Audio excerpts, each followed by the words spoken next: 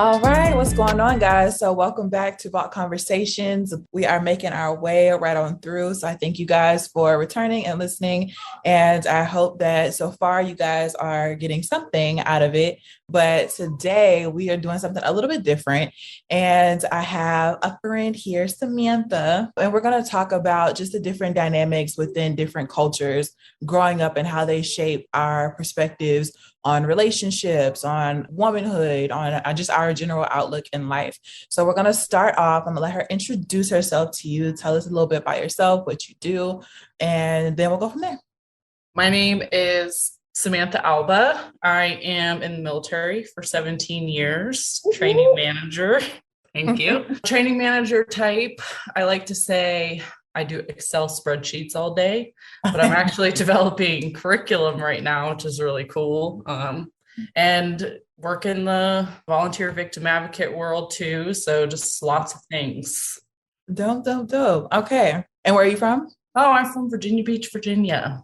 Okay, cool. I feel like that says things because then we can know like if it's Bible Belt, if it's like super liberal. Like, oh, yeah.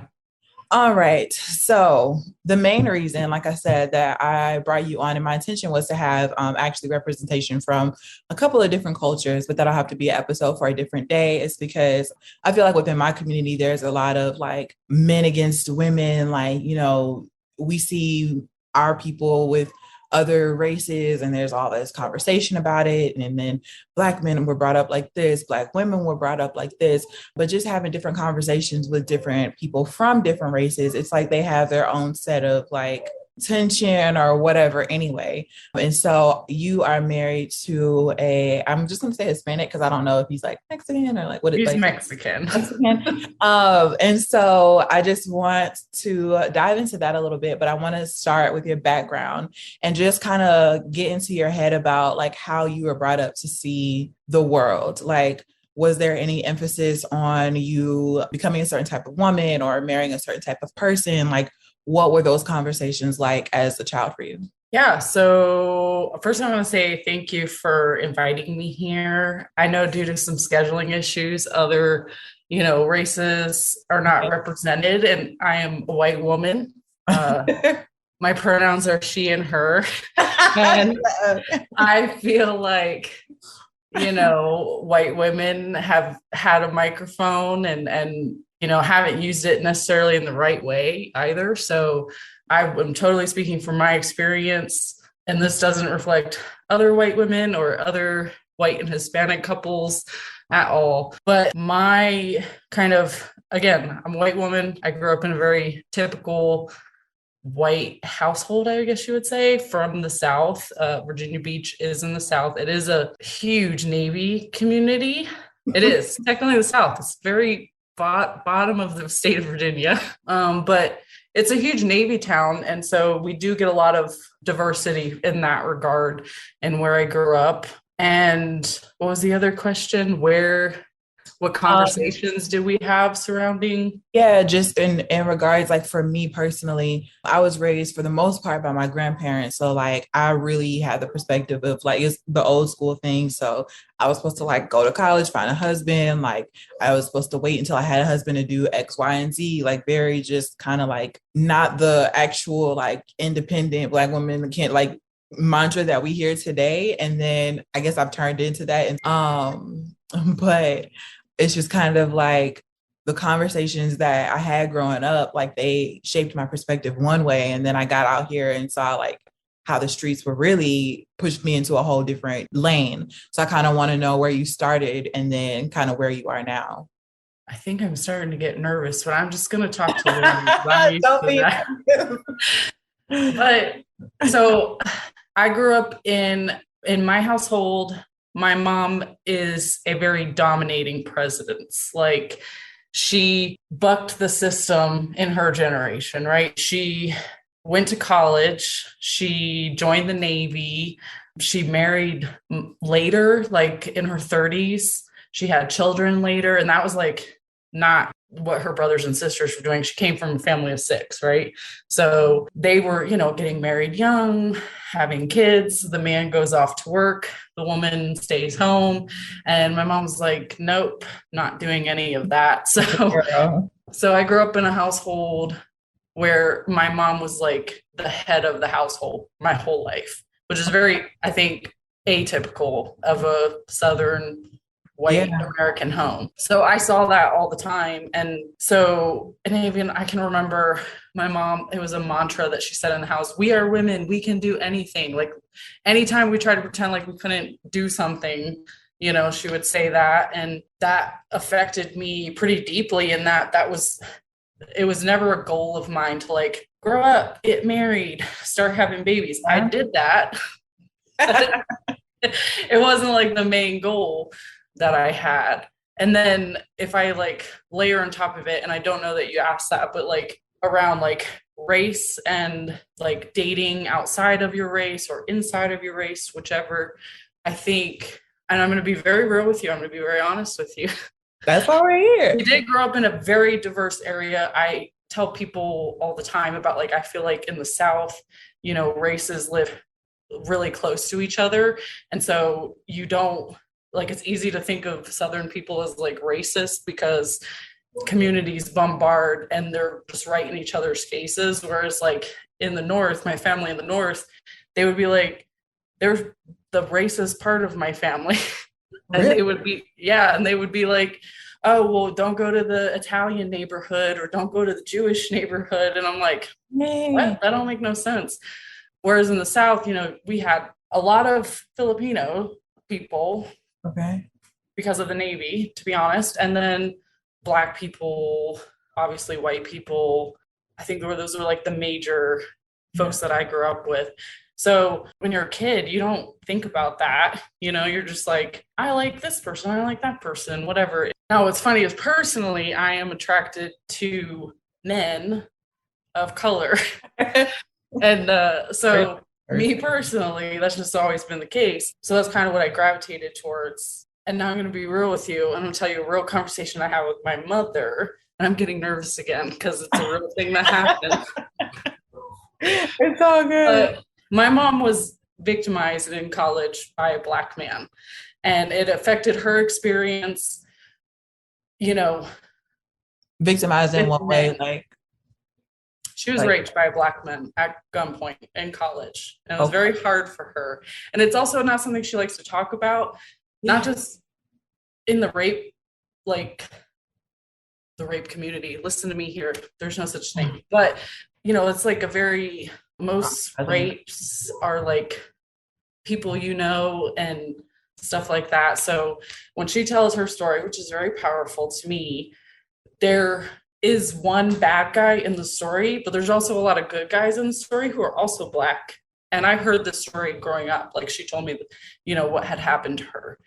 And it was funny because even she had to come up against bias because I was dating a little, brown boy from Yeah. around the corner when we were like, all of 12. And she was like, Sam, I don't think you should be dating him. And I was like, I was why gonna not? ask how that translated. Yeah. Yeah, I was like, why not? And she said, and it could be a number of things. And she tried to make up some things like, well, you're too young for that, stuff like that. And I was just like, this doesn't make sense because I was just dating a different boy last week as you were 12, and you didn't have any problems with him. And it finally, she admitted to me, and I was a young girl, that she was scared of Black men. And I was like, whoa, like, okay, well, what do you want me to be scared of Black men? Like, I don't understand. She kind of realized, like, okay, I really should not be like instilling this in my daughter, kind of thing. And I know there's other subconscious ways that she may have done that, to me. It didn't, obviously didn't work too well, kind of thing. But she, she did finally say, I shouldn't have said that. You guys were just 12 years old. You're going to be broken up in a week anyways, but she had to come to terms with this own bias that she had Yeah. from an experience that she had, which was, again, even in her story, there are Black men who helped her in that story. So, that was like a real conversation that happened in my household Yeah. surrounding interracial dating. So your dad as well? White man. White man? Okay. Yeah. Like how does he play into it? Well, so I have a biological father who doesn't really in the story at all. I do have a stepfather, and I will say, probably in my early teen years was when he was really like coming into the, well, he came into the family when I was younger, but like they didn't get married till I was 16. And my mom was very, uh, she's probably scared of more than just black men because she was very safety conscious and would talk to us all the time about, if he ever makes you feel uncomfortable, if he ever, if you ever have any kind of bad feeling, like come and let me know, I will support you, kind of thing. And I think she was terrified that he would be a pedophile or something like that behind her back. So I don't actually remember having any conversations with my, who I consider my father, about romantic relationships until I was like much older. Interesting. Yeah. But I feel like that is a touchy space though. There's this fine line of like, what do we implement? Even like when it comes to like discipline, punishment, all those things. But at 16, I feel like not that it's too late, but it's like you're almost gone. But Or no, the very stereotypical conversation of, the boys just want sex, and you're like, oh, okay. Thank you I for don't that. think they know how to have like those like real moments until like you're in some real shit. Then it's like, okay, no kidding, you could save my life with this information. But prior to that, I feel like everything's all like whatever. Even like, I just met my dad not too long ago and just the way he talks about certain things, I'm like, I am grown, like literally almost 30. Like I'll be okay. But I think that's just like their thing. Okay. So was there any emphasis on marrying inside your race growing up? So I know your mom had, that. So like was she guiding you more one way than the other? Like how did that work out? I feel like after the incident with me, dating a black boy and really kind of like having at it with my mom, because I probably explained the conversation as like, I just asked this question, but you're 12, so you're incessant and you need to know Yeah. the answers to everything. So I'm like, why?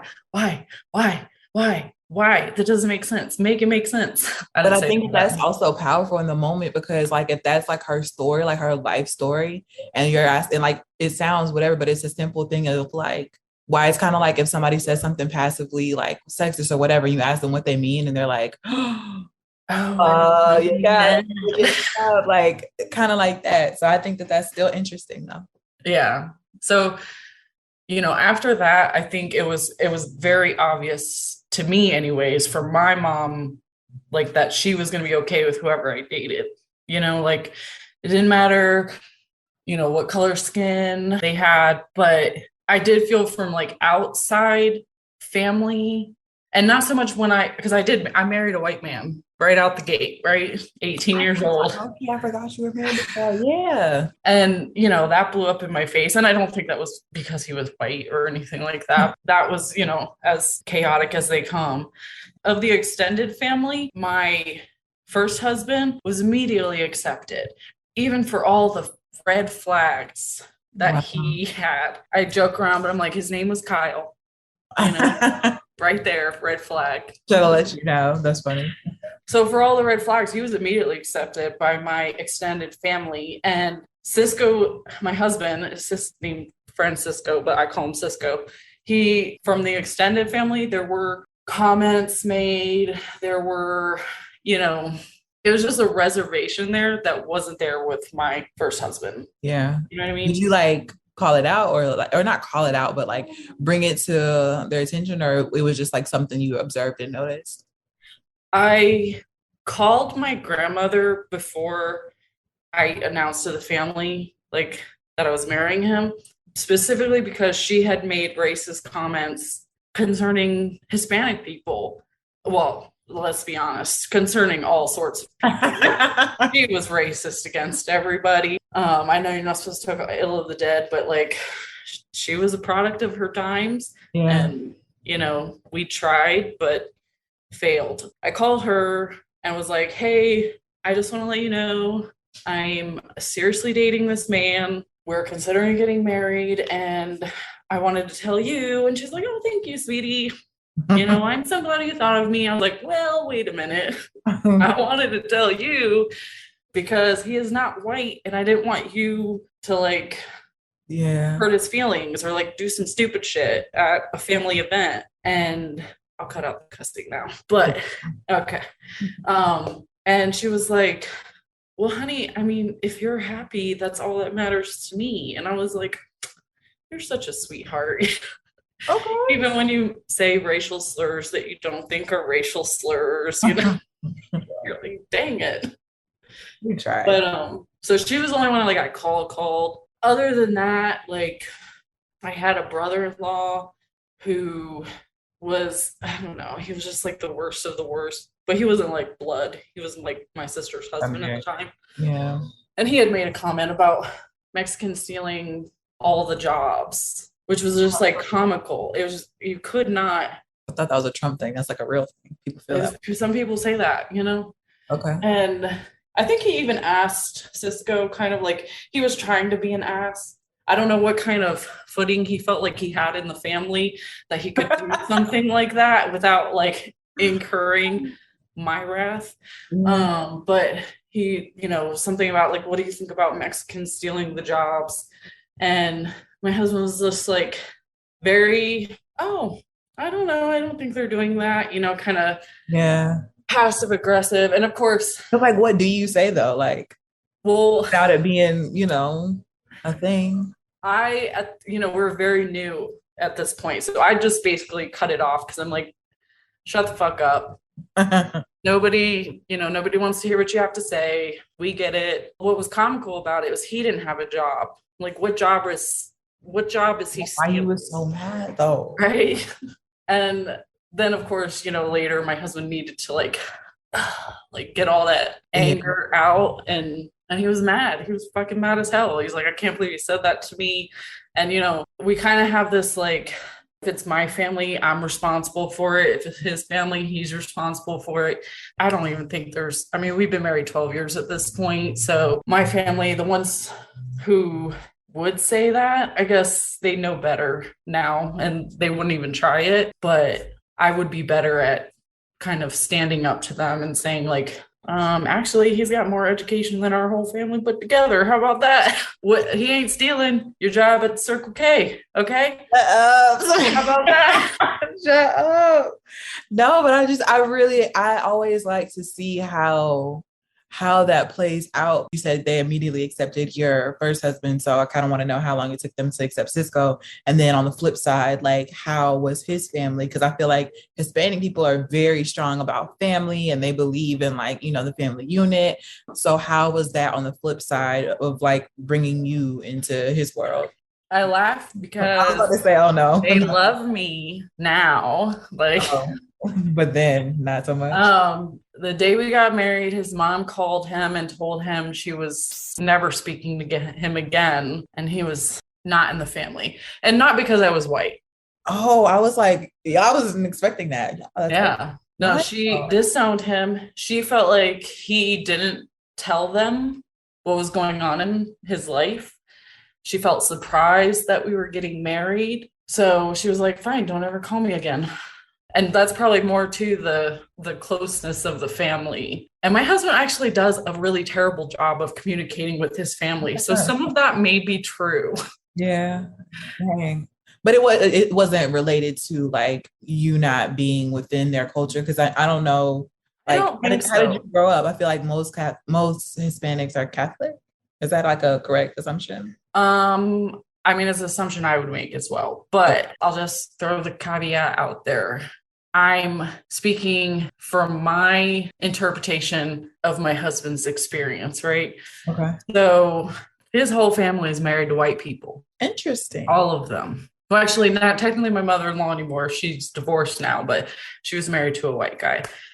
Well, I guess her first husband was Hispanic, but yeah, when she came to the United States, white guy. And this is probably a sensitive subject, but in the Hispanic community that I've seen in Texas, there is the Hispanic people, even though I feel like they're kind of the majority in Texas, they have aligned themselves along like black and white lines.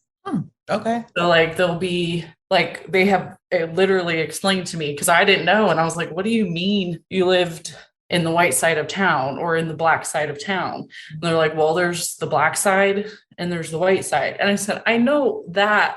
I'm not stupid."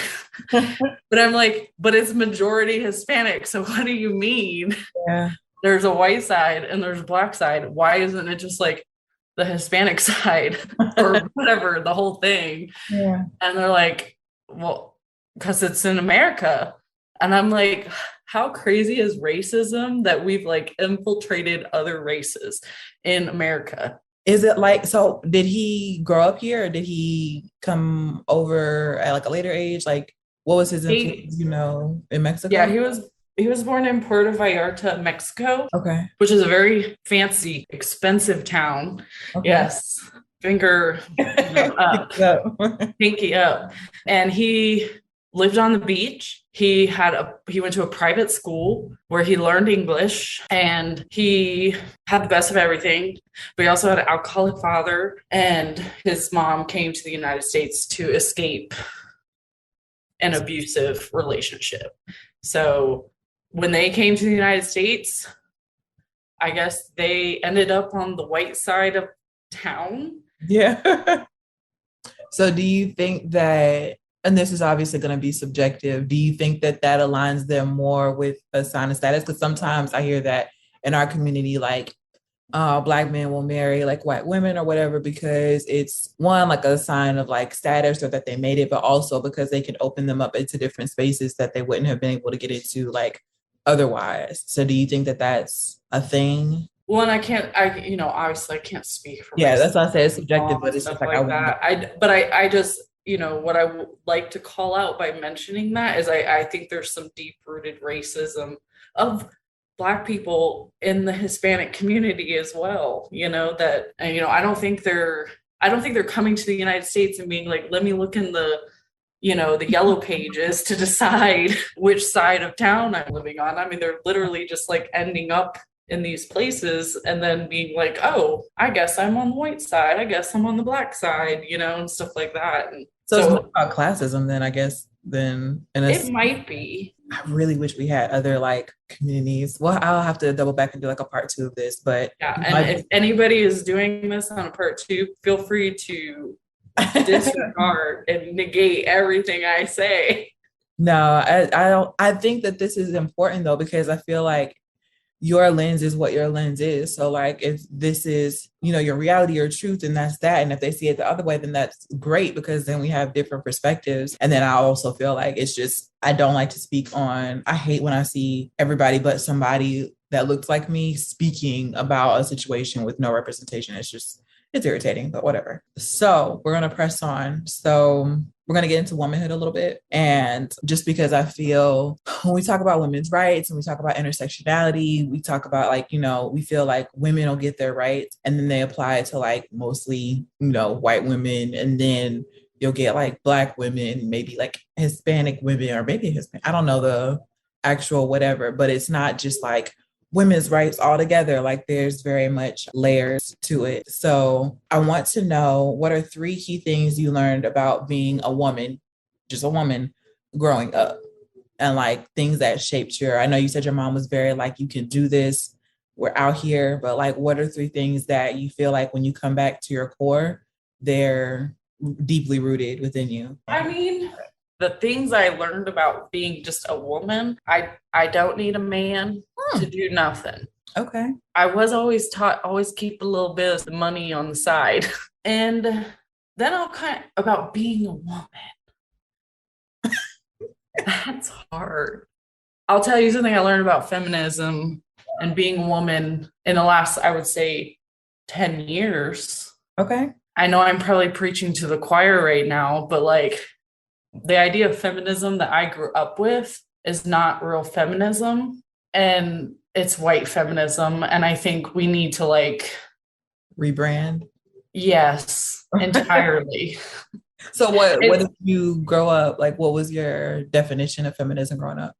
Well, and I can remember when the first time I had ever, thankfully, I had a young lady who was willing to educate me on some issues of that women in Black, people of color, differently abled communities and stuff that we're experiencing that I wasn't aware of. And I was like, yeah, that's feminism. Pull it in, pull it in. That's feminism. She's like, no, no, no, that's Black feminism. That's not white feminism. I was like, don't ever tell me that what I'm doing is white feminism.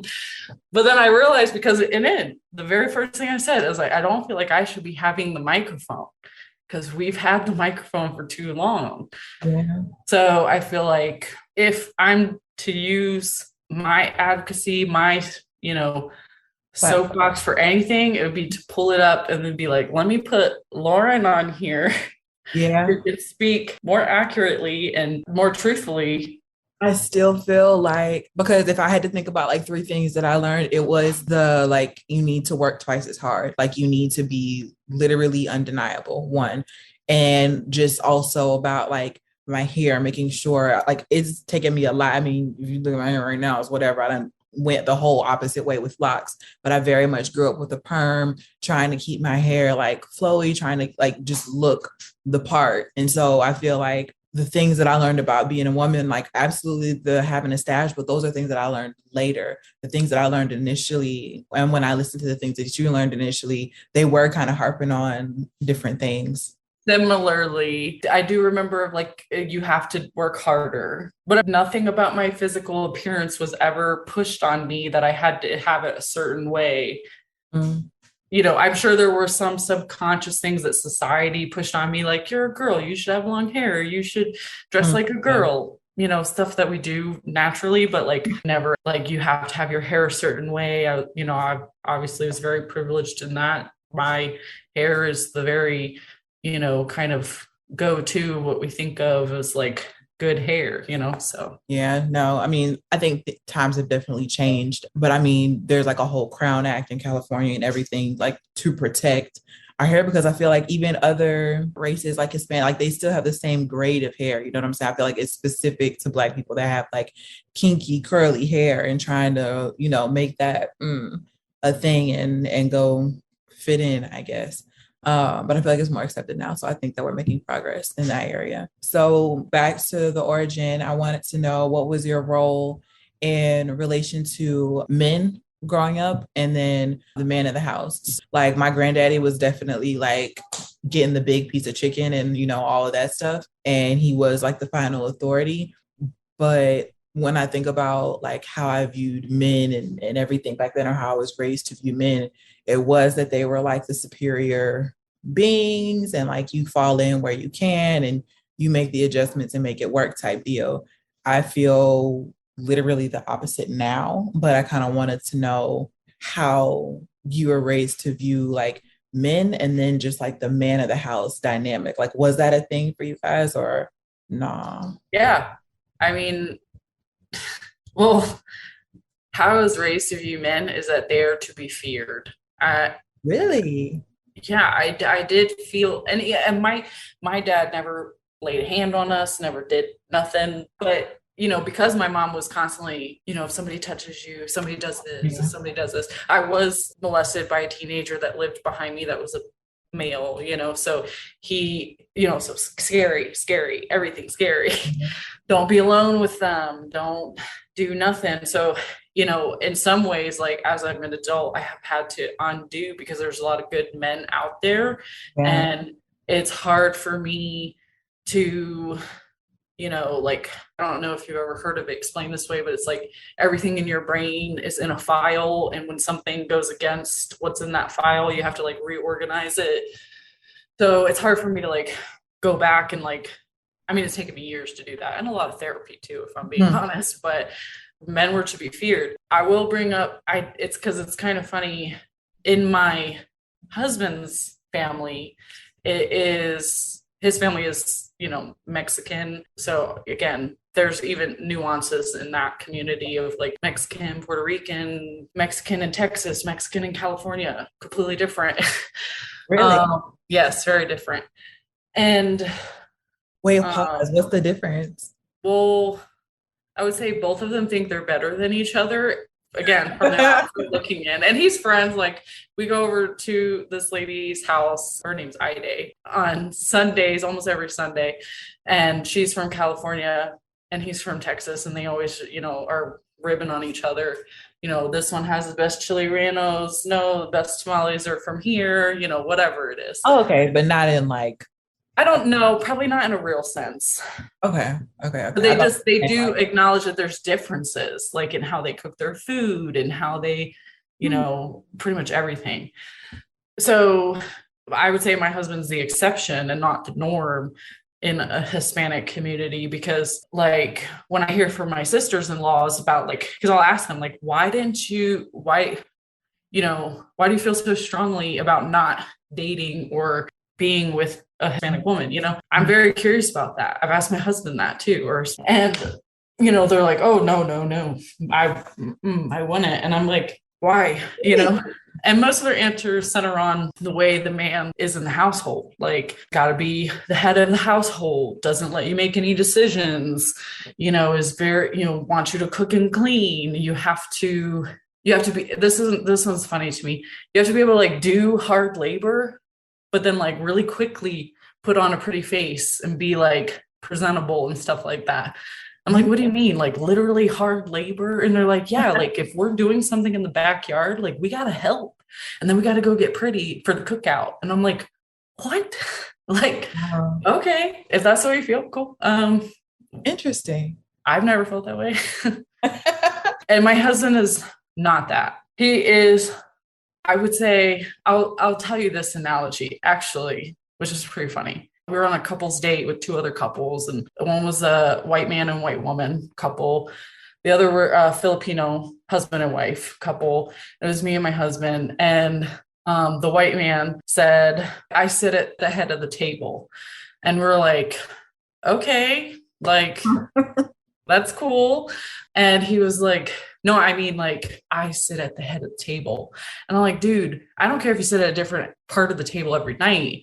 It doesn't matter. He was like, and all of a sudden it became very obvious that he wasn't just talking about where he physically sat at the table. He was talking about within his family. Like he makes the decisions, and he's like, I sit at the head of the table.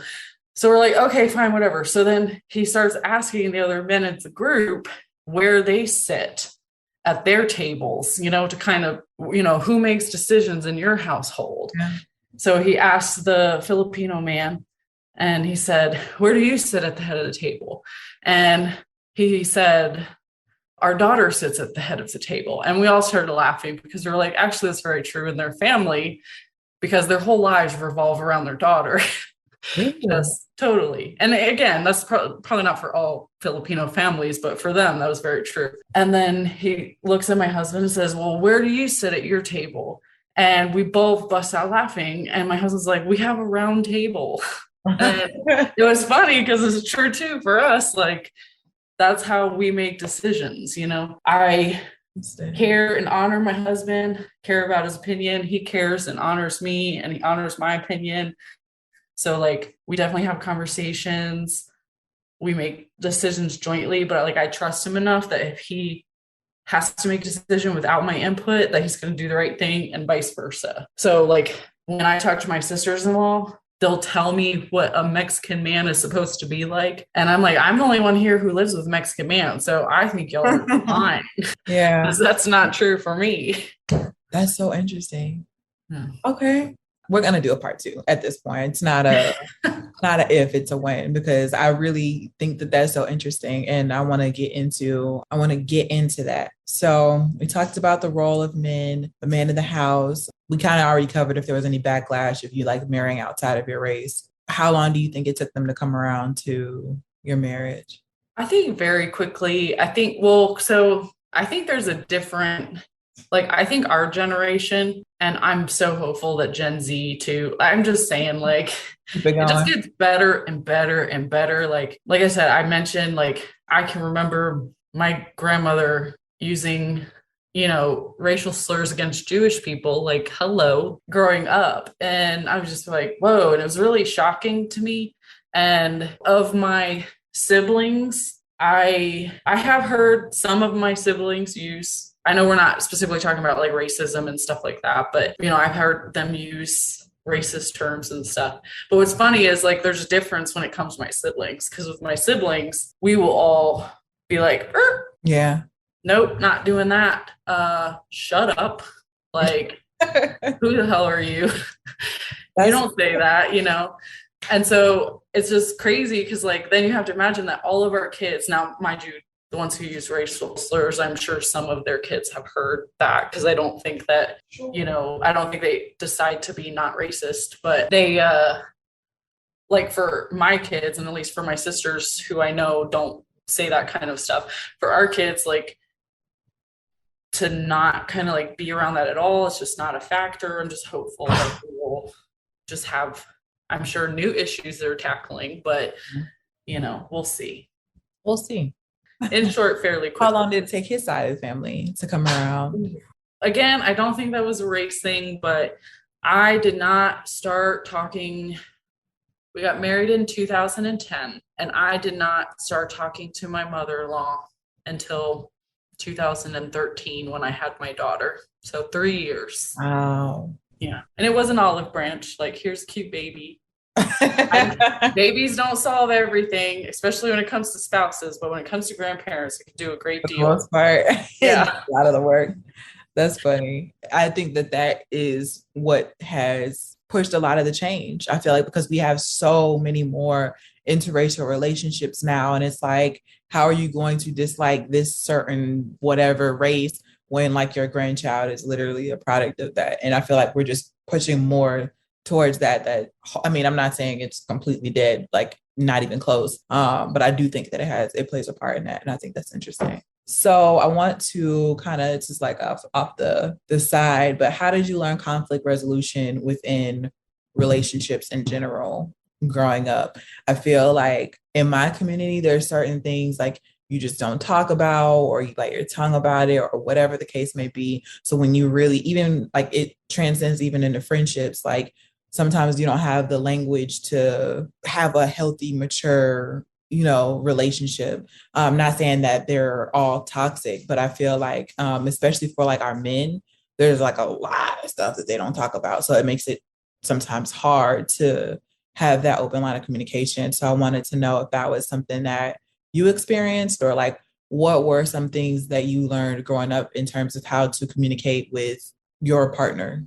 So growing up, there's two like kind of sets here. There's like my immediate family and my extended family. We're Irish Catholic. We fight hard. We love hard. We forgive easy. That's how we do. In my immediate family, we definitely had family meetings. Any of us could call a family meeting. So I call a family meeting after dinner, and we would air our little grievances, and they would say, very nice, very nice. Sometimes I sit down and shut up. And sometimes I was like, okay, let's do something about this. Yeah. Now, what's funny is like my parents are not good at conflict. Like, I know when they're mad, but then they just both huff and puff at each other in circles around each other. And that's, obviously later in life. So maybe I didn't notice that as much, when I was younger. But I think my family taught me really good, conflict resolution, especially within the family unit, I'll say. Especially the family meeting. Because as a kid, I always felt like I could bring a grievance to my family. And we kind of do that in our own house. That was one of the hardest things when we first got married, was to figure out how to fight correctly. Yeah. Because in his family, I mean, his brother got married and divorced, didn't tell the whole family at all. It was somehow we were disowned for getting married. I don't know. Wow. Right. So they don't talk about things. And I do want to say, I mean, there's shame and things you don't talk about in every single community. Yeah. I don't want to say we're completely free from that, but like they didn't talk about anything. Like his response to conflict was run away.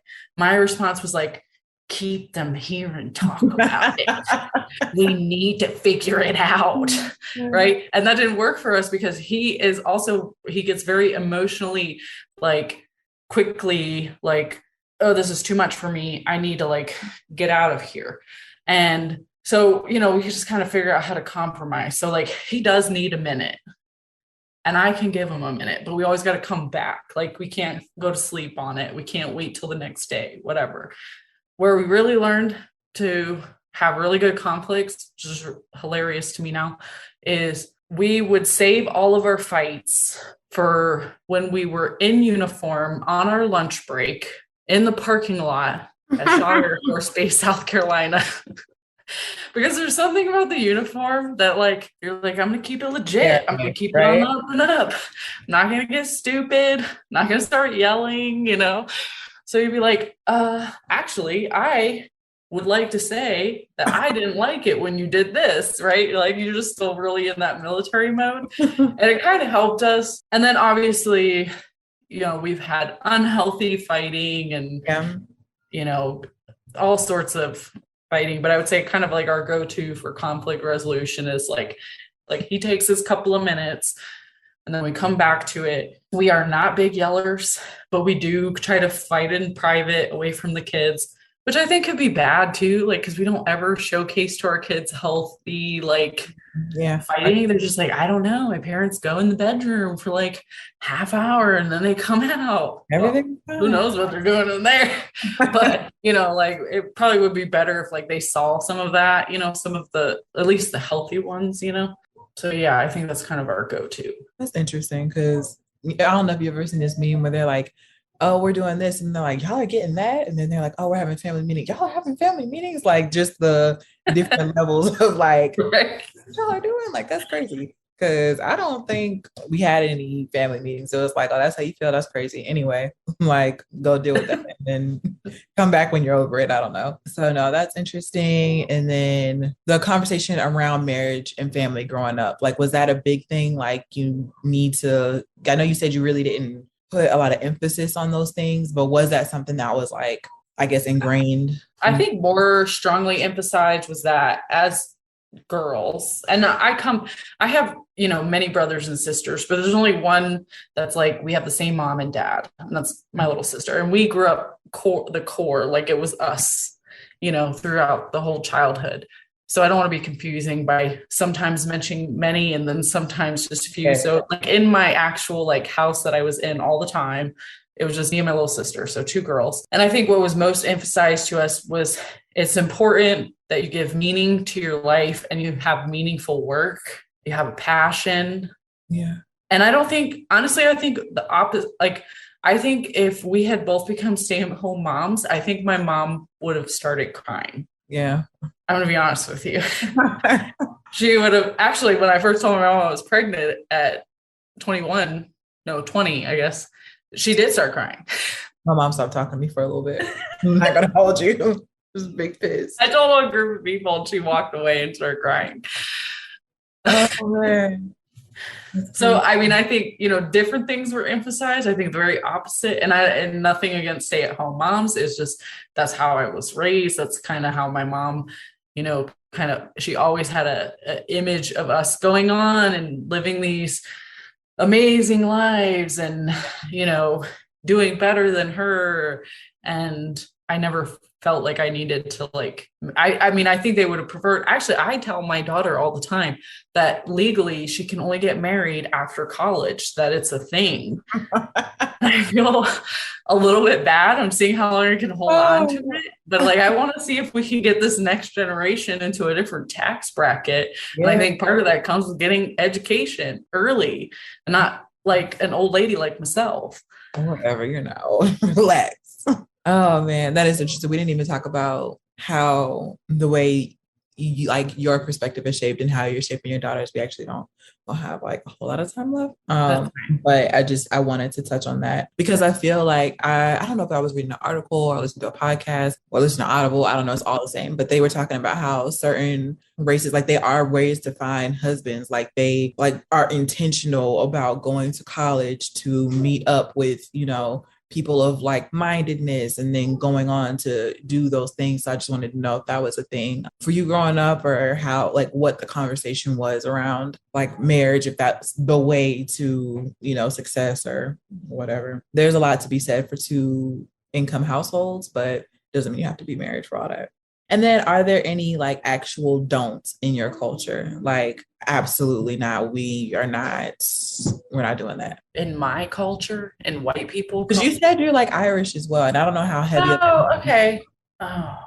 I mean, what is it? What is white people culture? Ranch? Like, Shut up. no, that was invented by a black man. Just Oh kidding. my God. So I don't know. I can't speak for that. Like I can say within my family unit, there's some don'ts. Like any spouse or like romantic partner that comes into my extended family, I would say this is very true of my generation, my brothers and sisters and stuff. If you have a red flag, we're gonna pounce. And I think that's just because we're tired and we're You just done at this point. Just one. I don't care. I mean, maybe trials are okay, I guess. I'm not gonna say that's a real red flag. I But think what does that that look like? Is it like if you have more than like three kids with like no, no, that's people? not a red flag. If you have kids that you're not taking care of, Red flag. Yeah. red flag. If you have kids that you don't own up to, kind of thing. If you know what the red flags are. Like that's Right. we're Yeah. talking about real red flags. We're not talking about pink flags or orange, whatever you want to say, like close to like real red flags. I think we're pretty much done with that. Okay. Okay. Well, we are going to go ahead and wrap up, but I still think that this was super interesting. I know you said you feel like, white women and white people have had like the mic, but I still always think that it's not like things are going to shift and then y'all just don't have a voice ever anymore. I feel like the whole intention is for everybody to come together and have, us like be a sounding board for each other. So I appreciate your input and just being open. Sometimes like these forums, they only go as far as like you're willing to be open and like healed from certain things. So I always love when people can come and be like just their true selves and like if it's their truth, regardless of how they feel about it, like that is what it is. And I think that's what makes everything so unique, which is why I love talking to different people. But thank you guys for tuning in to Vault Conversations. We'll be back again next Tuesday. So tune in. Thank you guys.